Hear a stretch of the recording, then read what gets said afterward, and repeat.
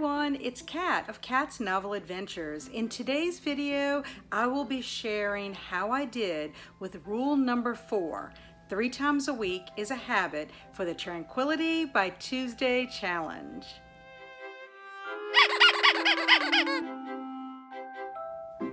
The purpose of this rule is to devote more time to activities that will enrich your life. So if there are any hobbies that you want to start doing or have been wanting to do, or a hobby that you've given up years ago but miss it and want to do it again, or if there's a spiritual practice you want to put in place, or you want to play a musical instrument, you choose whatever it is that you want to do that you think will bring more happiness and joy to your life. So Laura thinks that anything that happens 3 times a week has a solid place in our lives. She also believes that if you're already doing something 1 or 2 times per week, you can get to 3. I was pretty excited about this rule because there are more activities I want to incorporate into my life, and exercise is at the top of my list. However, I'm not going to tackle exercise as my activity for 3 times a week just yet. But anyway, I got my planning questions on Friday, February 10th, and I answered them. So I'm going to give you the answers for those questions to plan for this rule. Planning question number 1. Think of some activities you'd like to do more frequently in your life. Well, this one is easy because I would like to exercise more, I would like to scrapbook, I would like to blog more days than just 1 or 2. I'd like to participate in the Outside 23 and 23 challenge that Gretchen Rubin is hosting this year. I'd like to read my Choose Joy book, those 3-minute devotions for women on a more regular basis. So I have a lot of things I would love to do or incorporate more in my schedule, and right now it's kind of tight. The next 3 planning questions are: choose one specific activity to focus on for the week. When did you last do this activity? Looking forward to this next week, when could this happen? List at least 3 times. Because my time is kind of tight right now, I decided to choose 2 easy ones. Yes, I said 2, but I do think that they are easy, and if I am a little bit intentional, I think I can pull it off. So I want to do the Outside 23 in 23. I think if I can pair that with rule number 3 to move by 3 p.m., that I might be able to get both of them done. And I did say that I was striving for 3 times a week to move by 3 p.m. And then the second one is to read my Choose Joy book. If I can read it at least 3 times a week, I would be satisfied with that. As far as when I'd be able to time it, I didn't put down any specific times. I just put a general amount, like between Monday through Friday. I do think that I could hit these 2 activities between Monday through Friday pretty easily. As far as when I did it the last time, I did get outside when I went to the beach because we were outside the night that we arrived. And then when it comes to when I read my devotional, I think it was Wednesday, February 8th. Was the morning I read it, because I do remember I did not bring it with me when we went out of town on Thursday. The last 2 planning questions are: what obstacles might prevent you from doing this activity 3 times a week, and how can you address these challenges? Well, as we know, I would be the obstacle. I would be what would cause a problem about not being able to execute this rule.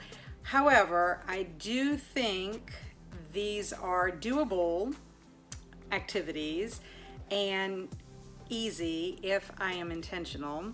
So as far as how I would handle the challenge, I just think since I am trying to combine the move before 3 p.m. with the outside 23 and 23, that will be beneficial. I'm gonna be a little more intentional about it. I also have decided I want to try to use it as a transition to give myself a brain break between activities. And if I do that, then I'm getting up from one activity to go and do another activity. At that point, that's when I need to take the brain break. As far as my Choose Joy, mainly in the mornings when I get up and I fix my coffee after I've taken care of my fur babies, I will come in my bedroom, get in my bed, and drink my coffee and usually try to read for a few minutes. I could read my Choose Joy first thing, and I'll just keep it right next to my bed on my nightstand. It's time to reflect on how I did on rule number 4, 3 times a week is a habit. As always, Laura sent reflection questions, so here's how I did with that rule.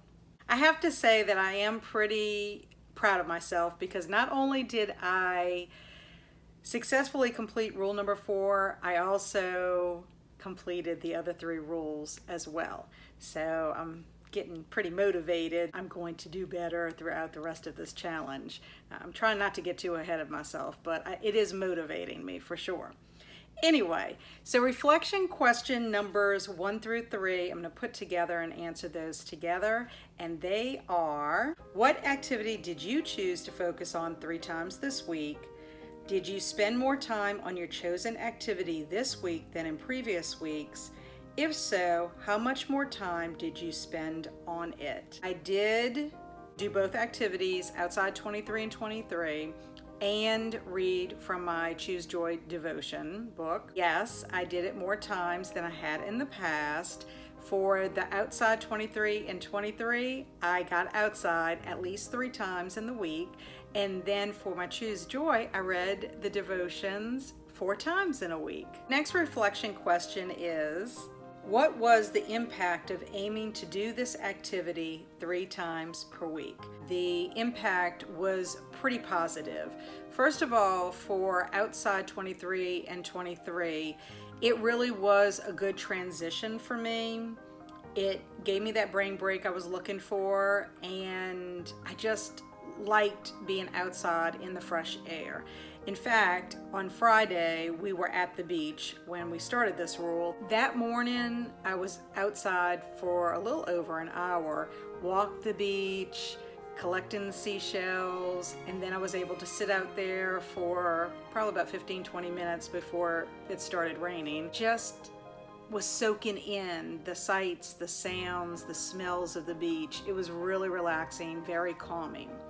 As far as reading my devotions from the Choose Joy book, I found doing it in the morning really helped kind of set the intention for the day. It gave me something to kind of think about, and if I wanted to, I could always go back and reread the passage for the day if I wanted to. I didn't do that all 4 days, but I know there was one day I did, because whatever the passage was, I can't remember this exact moment, it kind of spoke to me for what I was going through that day. I was pretty excited with how good I felt incorporating this rule in my daily life.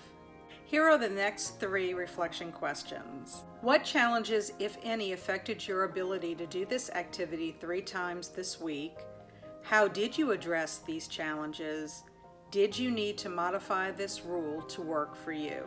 I have to honestly say I had no challenges with this rule. I think because I chose 2 activities that were not high stakes, that took a little pressure off, and I didn't have to modify anything because there was no challenge. So that was great.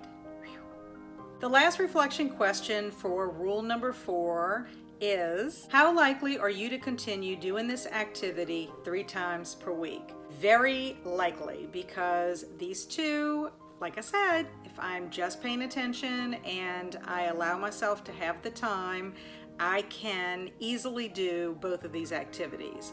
I will say that the more I get organized with my time, as well as my home environment, I am planning to try to incorporate the other activities I want to do. Exercise, scrapbooking, and blogging at least 3 times a week as well. Now, daylight savings time is around the corner, and that means that we're going to have longer daylight in the evenings. I am more apt to go walk after dinner if I have more daylight. I'm really looking forward to adding more exercise in my 168 hours. Next questions are the questions that Laura always asks pertaining to the other rules. The first question I'm going to answer has to do with giving yourself a bedtime. Did you observe a bedtime this past week? And the answer is yes. I am killing this one. At least I think so. I went to bed 4 nights by 10:30 p.m. or earlier. The other 3 nights I climbed into bed at 10:35, 10:45, and 11:15. I am doing much better. However, I did scroll on social media for 15 minutes after editing my video the night I went to bed at 11:15 p.m. Thankfully, it was only for 15 minutes. Otherwise, I either read or prepared for the next day, having read beforehand. So the nights that I did read, there was 3 of them, and then I was reading and then decided I had to do something like make a to-do list or put laundry in or take care of my cat or something like that. So it wasn't anything like social media or getting involved in something else that would prevent me from getting in bed on time. Rule number 2 is to plan on Fridays. And yes, I kind of did. I did not plan on Friday because that was the day that we were actually traveling home from the beach. And then Saturday morning I was proctoring bright and early at Southeastern University for the ACT. So I didn't do it then, but I did plan my week on Sunday morning, and I'm pretty proud of that. I know, I'm crazy, but I'm excited because I do think that that is what made a big difference in me achieving all of my rules this week. She wanted to know, did you move by 3 p.m. every day or most days? Well, I told myself that I was only going to try to move at least 3 times during the week. That's what I was striving for before 3 p.m. and I did it. Yes, my goal was to move by 3 p.m. I paired this with outside 23 and 23. So on Friday morning, I was on the beach. On Tuesday, from 1:30 p.m. to 2:15 p.m., I walked my little dog. And then again on Thursday, from 9:25 in the morning to 9:55 in the morning, I walked my little dog. So I achieved all 4 rules. Woo-hoo-hoo-hoo-hoo. Yeah. It's time for me to share how Liz at Retro Betty Reads did with rule number 4, and to catch up with her on the other 3 rules as well. So this is what Liz had to say. I found rule 4 pretty easy, especially since I paired it with the idea of habit stacking that James Clear writes about in Atomic Habits, which, by the way, that's a very good book as well. So now on my commute, I've traded out the radio for podcasts that will help me complete an ongoing project. It is just as relaxing and helps to make me feel like I'm making daily progress on a big goal. Her big takeaway: if she can't find time to do something 3 times a week, then she's not treating it as a priority. I think that's a wonderful observation. She said that has been really helpful in figuring out why do I need to reconfigure other things in my life that don't mean as much, but that I've just gotten used to doing, and so now don't really even think about it? Or is it that the thing I think is important to me actually isn't when push comes to shove? This is definitely a habit I would recommend to everyone, especially to those who never feel like there are enough hours in the day. I totally agree with that if you can at least pick something that you really truly want to do, you just have to see where you can squeeze the time in. And then she said, as far as the other rules, she is still doing well with all of them except the move by 3 p.m. And we talked about this in the last video, and it mainly is because of weather. But she said the weather is turning, so that is optimistic. So I really do think when spring comes about, Liz is going to actually be able to move a little bit before 3 p.m. I love this quote by Laura Vanderkam. She says, "Things don't have to happen daily, nor do they have to happen at the same time every day in order to count in our lives." I think it's wonderful because as people in our busy lives think that you can't do a hobby or you can't join a club or spend more time reading, especially if you have little children. But when you want to do something 3 times a week isn't a lot to ask, and it's not like you have to devote a lot of time to it. I think that if you wanted to read more, say, set a timer for like 15 minutes and do it for like 3 times a week if you can. And then you might surprise yourself and find that 15 minutes might turn into 30 on one of the times that you do it for the week. Okay, so it's time for the planning questions for rule number 5, which is to create a backup slot. And the reason for this rule is that we should get into a habit of leaving regularly scheduled open space in our schedule. So the planning questions for this rule are: think back over the past week. Have you had to skip something fun or important because something else came up? What was the priority and what came up? Number 2, look to the upcoming week. When could you build at least 2 hours of open space into your life? Identify a primary spot, identify a secondary spot. Question number 3, what challenges might keep you from building open space into your life? Question number 4, how can you address these challenges? And question number 5, if life went perfectly, what would you use your open time for? Thanks everyone for joining me as I break down what I did with rule number 4 of the Tranquility by Tuesday challenge. I'll be here again next week to discuss rule number 5. If you have any questions about this challenge or any comments, please leave them in the comments below. You know, I love to chat with you guys and gals. And in the meantime, stay amazing and be adventurous.